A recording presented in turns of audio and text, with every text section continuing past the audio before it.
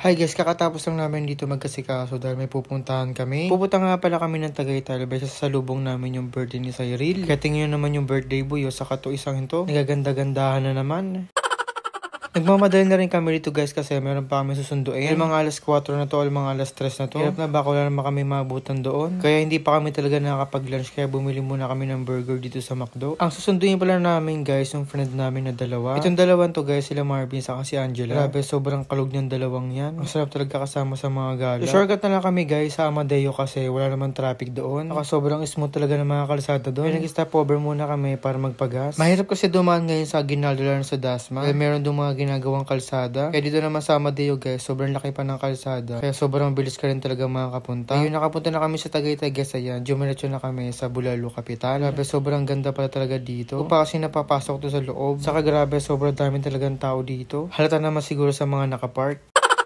Kaya nakaharap na kami ng parking lot. Diyos ko, kitang-kita dito yung Taal. Grabe, sobrang ganda pala ng mga view dito. Pag nagkatagaytay kasi kami guys, lagi namin ito nadadaanan. Wala kasi siyang sobrang expensive. Saka makikita nyo kagad yung malaking bumblebee. Kaya buto na talaga nakapagtagaytay kami na may araw pa. Alam, madalas kasi kami nagkatagaytay, lagi na lang gabi. Wala na kami talaga nakikita ng mga view. Saka sobrang sarap talaga magtagaytay ngayon dahil sobrang lamig. At saka dito guys sa Bulalo Capital, ang ganda mag-photoshoot dito. At yung papasok na rin kami sa loob guys. Tingnan nyo naman, diba? Sobrang ganda. Mukha talaga siyang mamahalin pero sobrang affordable ng price niya. Kahit saan ka pumunta dito guys, pwede ka mag-photoshoot. Yun nga lang talaga, sobrang dami talagang tao dito pag mga weekend. Try nyo siguro pumunta dito sa Bulalo Capital guys pag mga weekdays. Mga mahilig sa mga marble dyan, sa mga transformer. Meron dito guys. Kaya yung pinabalik kami ni kuya guys kasi cut off na daw sila dito. Kaya naganap sila ng upuan para sa amin. Tapos meron ako dito guys nakitang helicopter. Akala ko may lumapag, yung pala design pala talaga yan. Pwede ka ata dyan magpa-picture basta kumain ka dito. Tingnan nyo naman guys sa pinagupuan namin, no? Ang ganda ng view. Kaya tingin kami guys sa menu. Tingnan nyo naman yung mga breakfast nila dito. Medyo pricey lang pero yung bulalo dito guys sobrang solid saka sobrang affordable lang niya. Oo nga pala guys, sa mga pupunta pala dito magdala kayo ng jacket. Grabe, iba talaga yung lamig dito ngayon sa Tagaytay. At yung dumating na rin yung order nila sa Cyril ng bulalo. Grabe, sobrang sarap talaga kahit tingnan mo pa.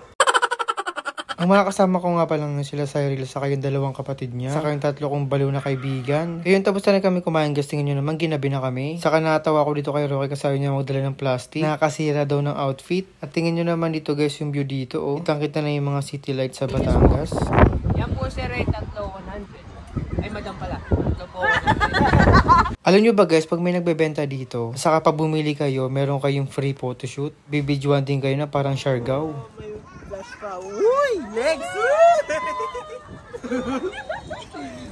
Wow! Go!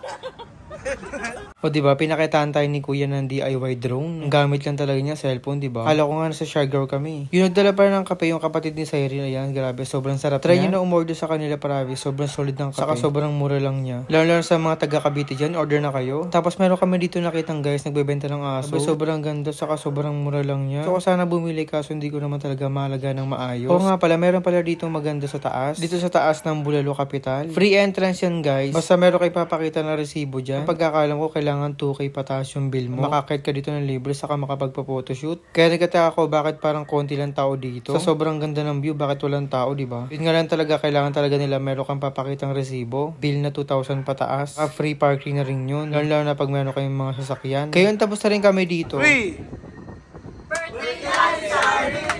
Birthday Daddy Cyril! Birthday Daddy Cyril! Birthday Daddy Cyril!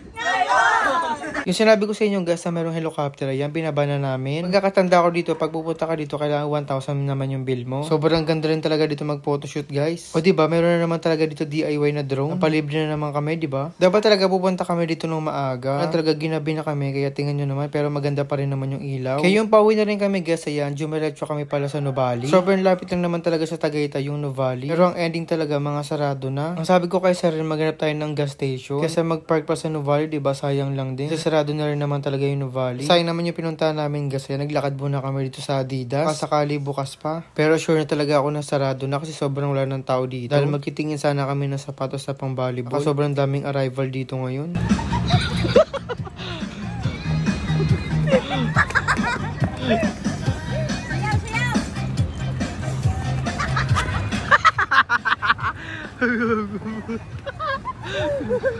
Sino ba na hit? Iba naman ang hit? Mabang hit! The body rock!